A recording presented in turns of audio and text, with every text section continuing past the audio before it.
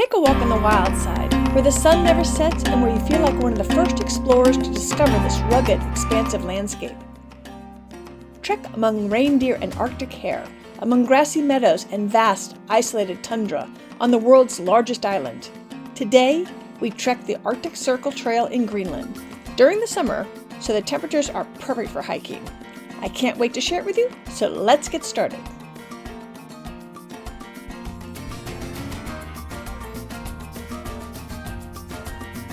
Welcome to the Active Travel Adventures podcast. I'm your host, Kit Parks.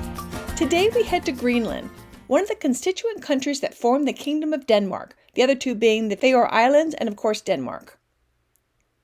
Over 80% of the island, which is about the size of Mexico, is covered in ice. But in the southern part, you'll find the Arctic Circle Trail, which is considered one of the premier long-distance trails in the world and runs close to 100 miles across the tundra, so you're not trekking on the glacier. Our guest today trekked the last half of the Arctic Circle Trail from, and I'm going to butcher this, from Iqalugarnirfik to Sisinuit with my affiliate IAG, International Adventure Guides, and who is kind enough to offer ATA listeners a $100 discount off of any tour. I'll put the code in the show notes. Along the Arctic Circle Trail, there are mountain huts one day's trek apart, and while usually there's space available, you do need to be prepared to sleep outside if not. So you will be backpacking if you want to go on this Wonderland Trail where only a little over 1,200 people trek each year. So let's hear what our guest Jana has to say about her experience trekking the Arctic Circle Trail in Greenland. I've asked Jana to come with us today to talk to us about her trekking experience in Greenland. Welcome to the program, Jana. Thanks for coming on. All right. Thanks, Kit. Thanks for having me. Before we get started, Jana, could you please, just so we know who we're talking to, maybe tell us a little bit about yourself, maybe how old you are? Okay, I am Jana Welch. I live in Brooklyn, New York. I am 58 years old. I am a real estate professional. But when I did this trek, I was actually an executive at a marketing company. And I love to hike, fish, and travel. And how did you first get into, because this looks like a pretty hardcore trip as we get into it, people see what I'm talking about. How did you get into adventure travel in and of itself? Well, I am a big weekend hiker, and I do a lot of stuff in the area, the Catskills. There's a great hike I like doing called Breakneck Ridge in Cold Springs. And I didn't do a lot of adventure hiking before doing this trek with Kevin, which is why when we started looking into doing a trek, we wanted to do it with someone we knew what they were doing. But I love being outdoors. I love kind of pushing my limits. I love doing the research on where I'm going and then experiencing the place where I am. So it's been fun. So you explained why you chose to go with my new affiliate, International Adventure Guides, Kevin, AIG. Mm-hmm. Why Greenland? I mean, you're the first person I've ever met who's gone there. I have a hiking buddy. And at that point, Kevin had a storefront in Park Slope, and she saw an ad for the trek. And we were doing a bicycle ride in Prospect Park. And she said, look, are you interested in doing Greenland? And yeah, like yours, like Greenland. Oh my God, that sounds, let me think about it. And she sent me the brochure, and Kevin sent me the brochure. And I was like, hiking along the Arctic Circle. Okay, this is pretty awesome. And knowing with climate change, not knowing how things will be years from now, I just felt like I had to grab that opportunity and do this trip when I could. And I have to tell you, Greenland was not actually on my bucket list. But once I started saying it and putting it out in the universe, I'm like, of course I have to go to Greenland. Iceland next. So it was hands down a trip I had to do. Now, when I think Greenland, I'm going to think like glaciers and cold. What month did you go? And was it freezing? Or tell us, let's start with the weather, because that's going to be the big bugaboo for most people. Okay, actually, I have to tell you, we went in mid-August and the weather was unseasonably warm, right? So we went prepared with all kind of different weight parkas. I had a fleece, I had a Patagonia puff jacket, I had scarves, I had rain gear. We had everything. And I pretty much hiked the entire journey in a fleece. We didn't run into any rain, but also too, on the sad side of that, we didn't see a lot of life because they were more north where it was cooler, and where we were was a little bit warmer. So, but what I understand from Kevin, it was unusual that the weather was so warm. So I think that you have to do the research, find out what's happening with the weather at this time of the year and with global warming and climate change to see what's happening there, what's predicted.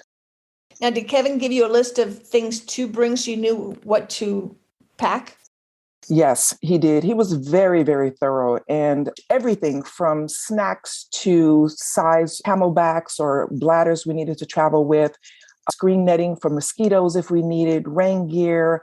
Also made suggestions about making sure that your hiking boots are comfortable, that your clothes fit you properly, which, you find out a lot of people start on treks and then they get blisters on their feet, or they don't know that they should maybe use a moleskin to protect their skin if their boot starts rubbing on them. So he gave us a really extensive list of things that we should purchase and things that we could get from him, because his package was pretty thorough from backpack and food and stuff. So I felt like there was no box unchecked working with him. Okay, good. Now I'm going to drill down more into the nitty-gritty details, but how about giving us just a general quick overview of what the trip itself entailed? Okay, I'll tell you this. My friends are so happy that I'm talking to you, Kit, because when I came back from Greenland and hiking the Arctic Circle, that's all I could talk about. And I entertained people for years. I'd go to a party and we'd start talking about things and I'd toss in, well, I hiked the Arctic Circle. And they were like, oh, and I was able to entertain people for a couple of years. And finally, somebody was like, Jana, that Greenland trip is a little old. It's like, yes, but it still is raging in my heart. It was life-changing for me. And it made me appreciate the world in a different way. And just every step that I took on that trip was it felt magical. And all I have to say is I've never seen terrain like this. I have never walked so much, but with so much joy. It's like I was walking and not even realizing the amount of land we were covering and meeting people. We didn't meet a ton of people on the trail, but everybody we did meet, it was like meeting people from Norway and from Germany and people I would never meet anywhere else. And it was just like a bonding experience for the people I was on the hike with. It was great. So what does the landscape look like? Because most of us are thinking glacier, but looking at the photos that you sent, which I'll post, of course, on the website, it's not all, I was totally wrong. No, it's not. It was a lot of low brush. Some of it was about as tall as me, a little bit taller than I'm about 5'8". There were a lot of areas and acres and miles of hummocks, which are like little mounds of grass, tiny hills. There were a lot of lakes. And a lot of mountains. We had to traverse some pretty ragey mountains. But for the most part, it wasn't green and lush. Let me just tell you that. It's not like going to Hawaii or the coast. It was beautiful and low. The grass was low. The waters were rushing. The air was clear and clean. And it was totally manageable. It was a manageable hike. Would you call it beautiful, or Yes. Was it pretty in a stark way, or what kind of adjectives would you use? I would say it was pretty in a storybook way. It was picturesque. It was lacking color, but I think that was just because of the time of the year we were there. It was begging to be tracked. It was harmonious. There were birds, there were hares, just a muted palette, but beautiful in how it was muted. Yeah, it's hard to describe because I'd never really seen anything like it, to be honest with you. More texture than color. It definitely was texture because you did have your grasses and your brushes and your, I would say, for lack of better words, like your weedy type trees. But what was most amazing there was the horizon and the sky and the night sky, because we were there with pretty much the northern light. So the sun never really set when we were there. So the whole time the sun was shining. So not brightly, it's kind of like dusk or dawn, which also was kind of magical. The sky was filled with stars. It was something like I'd never seen before. So let's go a little bit into the details of the trip itself, and then I'm going to ask you some more questions about like the food and lodging and that kind of thing. Okay. So where do you start? How do you begin this trip? Okay, we actually flew from New York City to Copenhagen, and Kevin reached Copenhagen a day or two before us to make sure everything was in order. And from Copenhagen, we got there. We left New York at like 10 o'clock at night and arrived the next afternoon. We had a couple of delays. So my time is not quite what the brochure would say because the airlines had delays, but Kevin met us in the hotel lobby and we explored Copenhagen that evening. We went to an amusement park. We rode roller coasters. We went to a really wonderful restaurant and had dinner and explored some of the local cuisine, which was really great. And packed in pretty early that evening because we knew we'd be starting early. We woke up, we divided the food, and it was four of us on the trip. It was me, my friend Ellen, and another gentleman named Matt.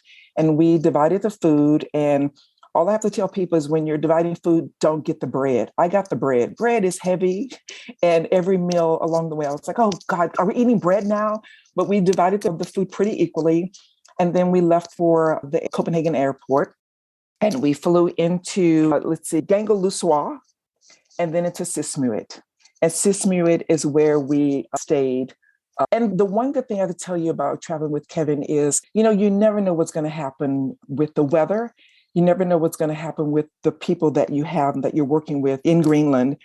And we ran into a low tide and we had to kind of move things around a little bit about when we would be leaving. But we never went to question if we were doing the right thing. I felt really safe. So we actually got to spend a lot of time in the museums in Greenland. We trekked, we hung out, we went to restaurants, we went to bars, we hung out with the local family, but I'll tell you more about the local family a little bit later. And then we trekked for 4 days from hut to hut. And looking at the mileage, because I'm seeing on day one was around 12 miles, and then 10 miles, then another 10 and a half miles, and then about 14 and a half miles. So these are some substantial hikes. How hard are they? Are you doing a lot of ascent and descent, or is it more length? Or talk about the difficulty. Okay, to me, it wasn't a hard hike, but I think that you have to be in shape. You have to be fit. I think an average person can do this if the person know their limits, they work out, they are in pretty good health. I don't think that you need to be an extreme athlete to do this. It's not like you're going to, go to the Olympics and then say, oh, I'm going to go on this hike in Greenland. It's like, I did it at that point. I think I was 52 years old. Everybody in my crew was around the same age. I think that it's a lot of distance. But the one thing with Kevin as a guide, he would map it out really clearly for us. He would say, you see that mountain in the distance? We're like, yeah. He said, that's about 2-3 miles. It's going to take us about 2 hours. And so you got to kind of mark your timing on the trek. And if we were thirsty, we'd stop for a water break. We'd stop for a taking care of yourself break, to hide behind a tree break or bush break. We would stop and eat snacks. We would find a picturesque place to stop in, take pictures. So we were on a schedule to get to the hut at a certain point, like before the sunset. But I felt that I could stop and take a picture and not slow us down at all. And I would say it was more distance. It wasn't like we were climbing Breakneck Ridge or anything. We weren't scrambling. There were no points of scramble. And there were no points of making it through crevices or mountaintops. It was pretty flat and manageable. It was the distance that was the thing. But like I said, he mapped it out. He would say, we would start the day saying, this day, we're going to do 12 miles. And this is how we're going to break it up. And we always had a goal. Like we knew once we got to that mountain that we saw that we wouldn't be going over or through, we would be there in about 2.5 hours. And that made it manageable. That made it something that we aspirational, like, oh my God, we're going to make it there. And then we're going to stop and have lunch and take some pictures. So for me, I thought that it was framed up pretty nicely the way he did it. And in something like this, I always recommend that people do train. And I have loads of training recommendations on the website. And I'll put links to that in the show notes as well, because it's not fair to the other guests to not go prepared.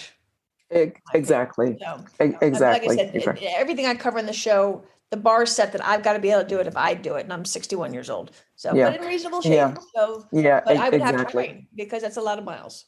So, oh, cool. Yeah, you would have to train. I would say in preparation for this, what I did, because I am a weekend hiker, I'm not an extreme hiker, but I am a weekend hiker. And I knew the weight of my backpack and I knew it would be somewhere around 40 pounds. So I did a couple of hikes and simulated a backpack of that weight and tried to do like distances of, 10 miles and just knowing what my intake of water would be, how heavy that would be, because water weighs and you have to factor that in.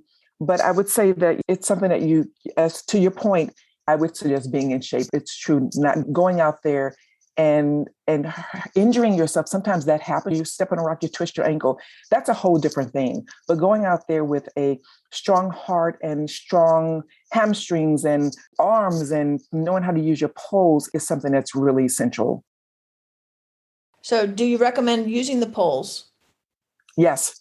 Okay. We use the poles because you find that poles makes hiking easier on your hips. And there are some parts of Greenland, which, by the way, I just have to toss in word spectacular. The more that I think about it, thanks for bringing me back 6 years into this adventure, which was great. We used the poles to cross water. We were crossing over some rushing rivers of water where we could fall and hurt ourselves, but you definitely needed to extend your poles and cross on rocks. And extending those poles gave you a surface to create some balance and some resistance to make it across. So yeah, I using poles. I have to be honest with you, for a while, I thought poles were for like geeks. And I was like, I would see people on trails like, oh, they're using poles. How corny. And then I started realizing that it's actually for my own physical health because I want to hike until I'm 100. And in order for me to do that, I need my hips to work. I need my knees to work. I need every part of my body that's moving to work. And if poles are going to lengthen my time on the trail in years, then I'm using some poles, period. Yeah, I love them for going downhill too. And I Yeah. like them for the rhythm too. They just Yeah. get you a little. Yeah, true. And also IAG provides, if you needed, the backpack, the sleeping bag, a sleeping pad, the poles, a headlamp, and a tent, which is pretty cool. Everything. And he teaches you how to pack it. It's like we did a session where we went into a shop and he taught us what we needed to do, how to deflate your pad, because the pads you blow up, and which makes for a really comfortable night sleep. But you do need to deflate them. And there were just some tips and tricks to making your pack manageable that Kevin was able to do with us. And also being fitted for the backpack because you needed to hit in the right spot. Otherwise, it's going to make your trip uncomfortable. So he was very good with seeing our height, the length of our torso. Your torso is really key, the length of your torso in your backpack. So he was very good with making sure we were comfortable in our gear. And yeah, he pretty much gave us everything, including bowls and sporks and stuff that we need to eat on the trail. Gotcha. And I see in my notes, the Arctic Circle Trail, is it actually a trail called the Arctic Circle Trail? Is it a trail you see, or are you bushwhacking, or tell us about this trail itself? No, it's a trail. You're not bushwhacking. It's a trail that's been traveled, and it's pretty obvious. But I'll tell you the one part of this trail where I was so happy I was with someone who knew what they were doing is I was talking earlier about the hummocks. And when you're standing at the edge of a land of hummocks or miles and acres of hummocks, every angle between the hummocks, it looks like a trail because you have thousands of them. And you're like, okay, which way do I go? And Kevin knew which way to go. So that was the only part that wasn't a clear trail, but because he knew the end point, he could get us there. It's a clear trail that we left a day later because because the tide wasn't working with us, we would have had to bushwhack and hike at like 16 miles first day or some ridiculous amount of miles the first day and bushwhack through. And that is not how any of us wanted to start our hike. So so to answer your question, it's a formed trail that we did not have to bushwhack. And you said you saw people on the trail. Is it something like every once in a while you'd see people on the trail, or is it fairly trafficked? Let's talk a little bit about it. No, we didn't. We saw the first hut we got to, there were 2 people from Norway, and then we didn't see them again. And then there was a German couple that we met and shared a hut with, like this huge hut along the trail. And that was pretty much it. We didn't run. It's not, when we were there, it wasn't heavily trafficked. And we were very happy to see other people, but we didn't see a lot of people. And I would say probably the whole trip, we may have seen 4 or 5 people. Wow. Traveling the same path with us. Yeah, it was nice. Really nice. Well, let's talk about the huts. How are they? Rustic? Or are they swank? Or no, no, nothing swank here. They're basic. Like the first hut we went to, it slept probably 6 people and toilet inside, but a different room inside. It's kind of like a bag toilet, where it's a little room where you have your privacy, but it all goes into a bag. underneath the hut. And it was comfortable. When we first got there, our key thing was finding water. So Kevin and I went on a water seeking hike to find water and collect water and then take it through a filtration system in the hut. But it was comfortable. It's wood, kind of like plywood, raised beds off the floor, and very basic, nothing in there but that, a couple of benches for you to set up or surfaces to set up your Bunsen burner for heating water and making oatmeal and coffee and whatnot. Yeah, they're pretty basic. All of them were pretty rustic. There was one larger hut that slept maybe 12 people, but all bunks. We're talking bunks. We're not talking mattresses or pillows or anything. There's nothing there. It is what you bring in. What you bring in, you take out, which includes your trash. There's some receptacles throughout, which I can't really remember where they were, but the waste that you make is the waste you take out. But all of the huts were clean. They were well maintained. They were clearly labeled. And there was one that was on the edge of a huge lake that was absolutely breathtaking. And the last hut we stayed in was in a kind of like a rocky granite type mountainous, spectacular setting that was it was just amazing. So they put these huts in some beautiful places where when you wake up and step out, you're happy that you're there.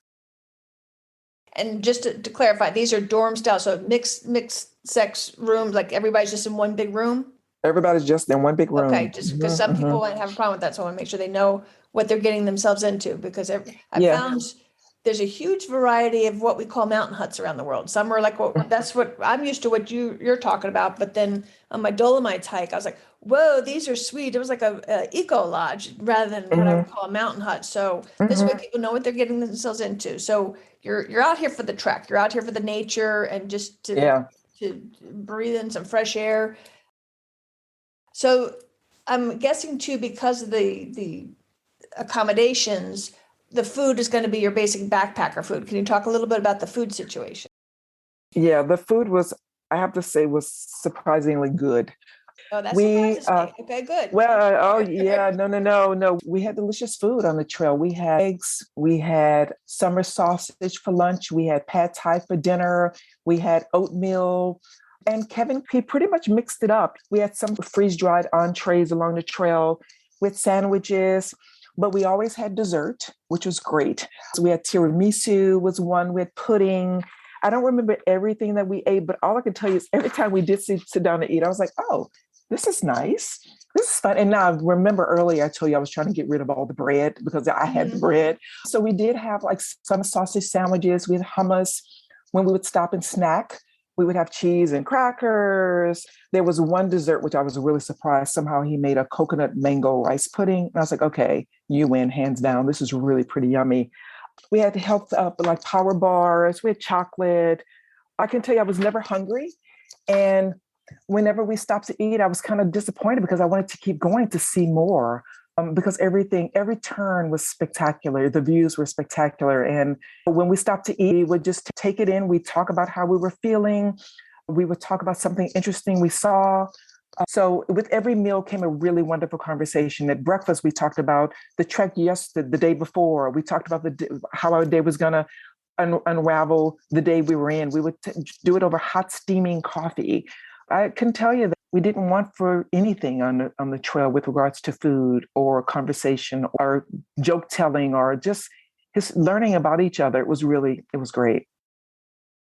Is there something that you wish you'd known before you went there, whether it's packing or, I don't know, anything they say, oh, I want to make sure people know to do this if they're going to do this trip? No, I have to say we were really well prepared. We were well prepared. We were organized. And I liked knowing what was ahead of me. I liked knowing what my day was going to be like. I love the fact that Kevin sent a note telling us before when he got there what we could expect, what the weather was like. I think that had I known the weather was going to be more than ideal, I wish that I hadn't taken as much stuff as I had taken, but I was prepared. I felt prepared. So the weather can change. Absolutely. That's what I'm saying. Yeah. That's what I'm saying. So it's not like my knowing that made a difference because you needed that. You have to be prepared. So I would say no. There is nothing that there are no blaring warning signs like, oh my God, this is dangerous. This is horrible. It was absolutely wonderful. But I think a lot of that credit goes to being with someone who knows what they're doing. Do you have any favorite stories you'd like to tell about the trail itself or being on the trail? Every day to me was an adventure, and I found myself looking really for reindeer. And because we knew that it was warmer than usual for the time of the year, I found myself looking for reindeer. So we did spot like a couple of Arctic hare and a couple of reindeer. And that was just like a communing with nature, felt really great. And I think running into like people and sharing huts with this German couple was just, it was special. And spending time with people while seeing new stuff and seeing it through their eyes and being able to share what I was feeling along the trail, I thought was really great. And being in a place that I never thought I'd ever be was pretty amazing. And it's quite the hike. You did over 40 miles in 4 days. Yeah. That's pretty good. Yeah. Yeah. So, we were kicking butt. Yeah, when you get back to civilization, get that hot shower. Tell us Oh about boy. back to land. We're back to civilization. Well, I have to tell you, I have curly hair. So the whole thing is like with curly hair, you kind of need some water. And when it's a little cooler than you'd like, I put my hair like in a bun. So I was dreading washing my hair because like, oh my God, it's going to be locked. But, we got back, we were really tired because I think our last day, we probably hiked 16 miles to make it into the village. And one sweet thing happened, like we made it to the village, we could see it. And we made it to this bakery and the bakery had just closed and we were pretty hungry. And we banged on the doors of the bakery and said, look, please, we really need some carbohydrates. And they opened up and we bought pretty much everything out of the bakery. It was really great. But getting back to the hotel was great to have a nice shower because being on the trail for 4 days, nobody was smelling really great. We were, as we say, we were rank. But it was nice, and we showered. We went to dinner, and we laughed about and talked about the trip and about our experience. But I was pretty tired. I was pretty tired and was very happy to be in the bed, but not regretting any part of the trip whatsoever. Cool. And then you have to help me with the pronunciation of Sisinuit or Sisinuit, the town. Sisinuit, yeah. So tell us about that town and what's okay, going on yeah. there. Beautiful. It's a beautiful little town, lots of little red and blue houses everywhere. We went to a couple of museums, a museum there. We met with the museum curator who gave us a lot of history of Greenland. We went to a creative artist shop where they were shaping little Inuit characters out of bone and antler, which was really nice to see the handiwork that was being done there. I'll tell you one highlight of my trip, which really changed my life. And I'm not just saying that to be dramatic. We had dinner with an Inuit family, and they were in temporary housing because people listened, the permafrost is melting and was melting, and their house they couldn't live in it. So they were in temporary housing. But we went and we had dinner with them, and we had stew, I had seal, I had dried reindeer. And although we didn't speak Greenlandic, and one of this guy who runs I don't know if it's like a marine craft company, but I was talking to him about how does one learn Greenlandic? And he said it was like something like a phonosynthetic language, one that it's easier to learn by hearing it. And don't quote me on that because, this was 6 years ago, but it's a very challenging language to learn. But when we were with this family, Cindy and Peter, it was Cindy's birthday. And she was in the kitchen cleaning. And of course, I don't speak Greenlandic. And we were just smiling and doing lots of exaggerated hand gestures. But I went into the kitchen with her and kind of kicked her out of, from the sink. I pushed her away with my butt and I started helping her clean. And we all got in the kitchen and helped her clean. And then we sang happy birthday to her. And she was so happy. And then I turned my crew. I said, so do y'all want to sing like the Stevie Wonder, like the Black version of Happy Birthday? And they were like, what? So I got to do my solo Happy Birthday, the Stevie Wonder version. And then we left. And Cindy and I have been Facebook friends for 7 years.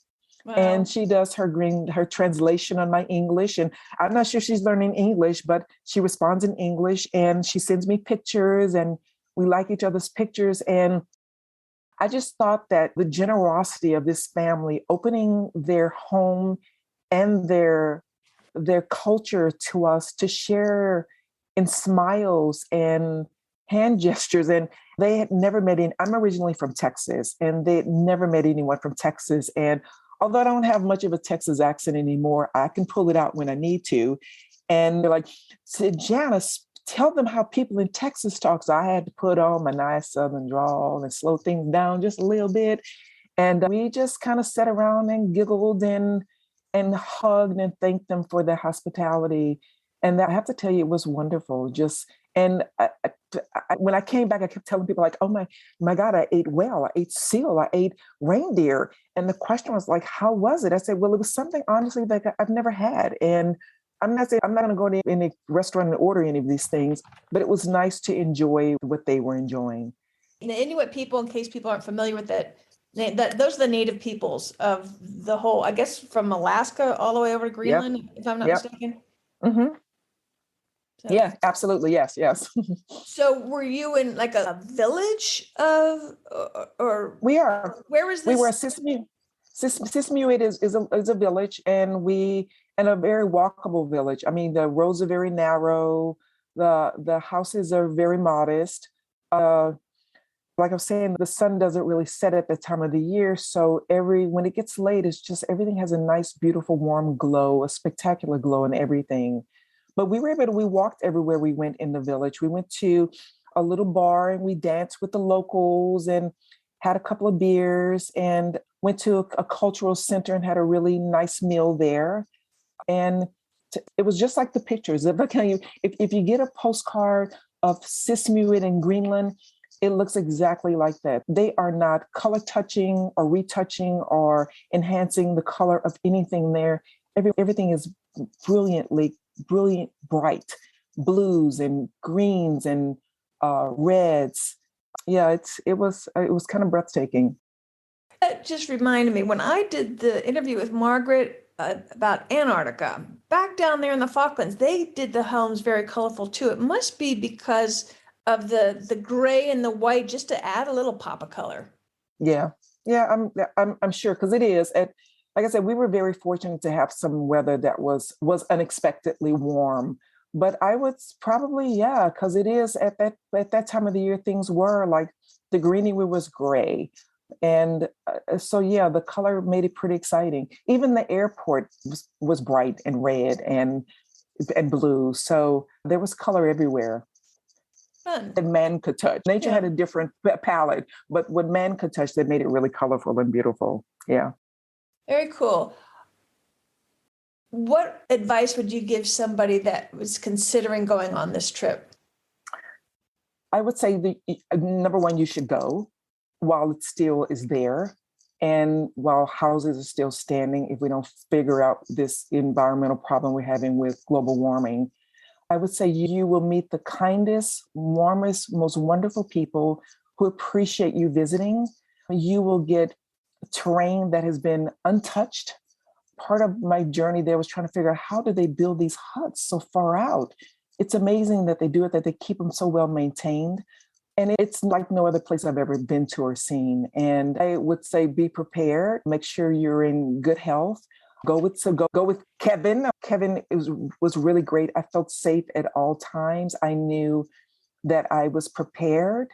I can't express enough how I appreciate him staying in contact with us so like weeks before the trek, 2 days before the trek, and just being able to navigate when things change. He was very nimble. He was able to say, okay, well, this is what we're going to do. How do you all feel about it? And this is what I think is best. And we're like, okay, let's do it.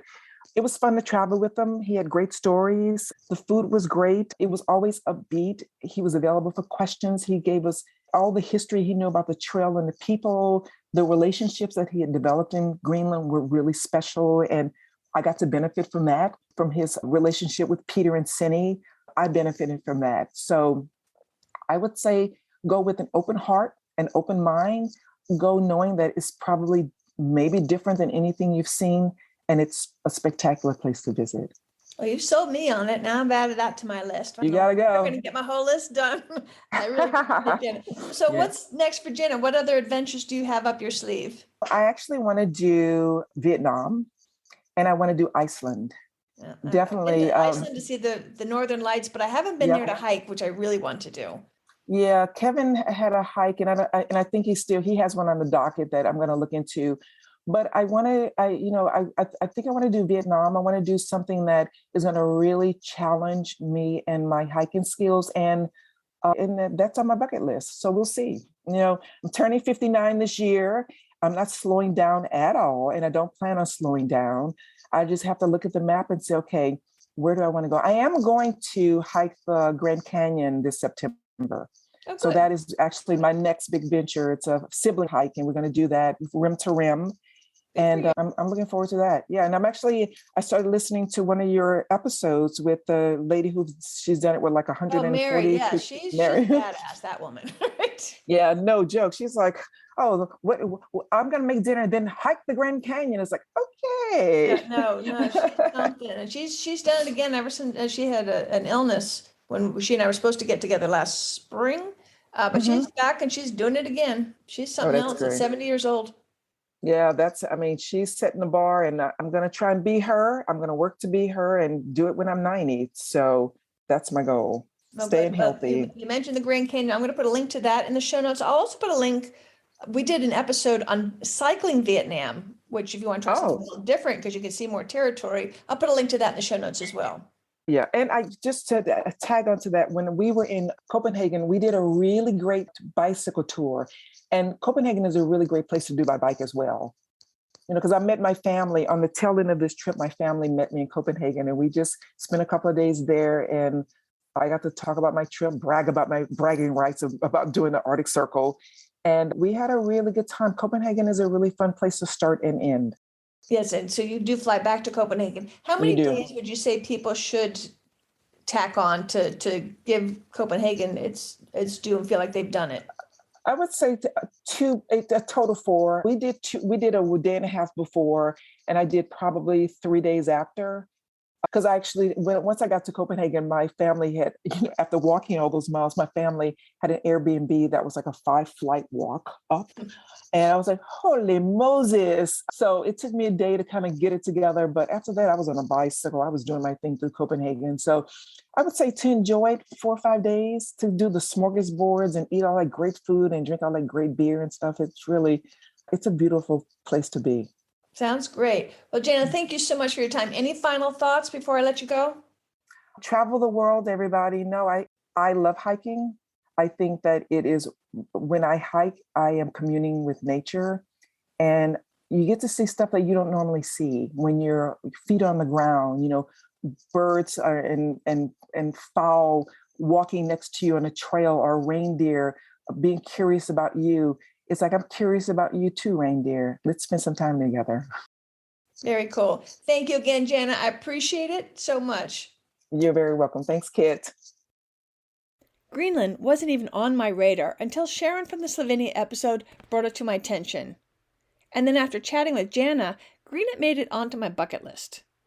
I love how isolating and remote it is. I love being in a landscape that makes me feel small and helps me to realize how massive this planet is. Greenland has an unconventional beauty that I want to see for myself. I also like that it's not as cold as I would have thought it would be, and with its average summer highs in the mid-50s, it's actually perfect hiking weather. I also think it's cool that you get 2 trips in one because you get there via Copenhagen, which makes for another cool adventure. You can also get there from Iceland, but usually Copenhagen's better. Like for all shows, I've put together a free travel planner for trekking the Arctic Circle in Greenland that my monthly newsletter subscribers will have access to.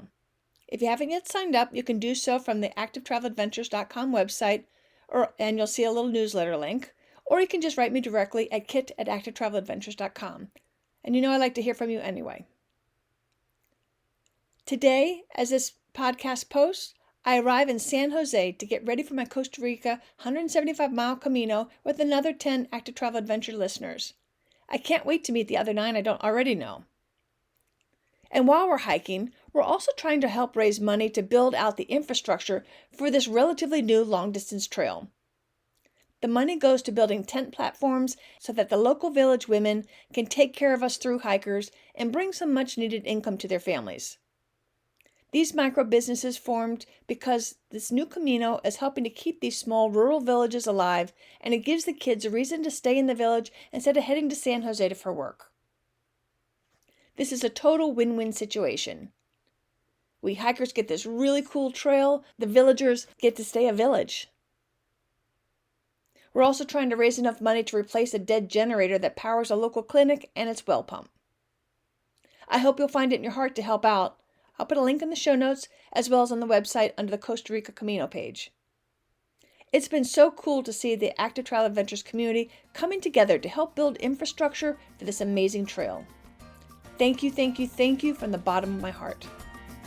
And if you want to follow us along on our CAMINO, check out the Active Travel Adventures Facebook business page, where I'll be posting fun photos whenever we have Wi-Fi. I thank you for listening and for being part of this adventure community. Until next time, this is Kit Parks. Adventure on!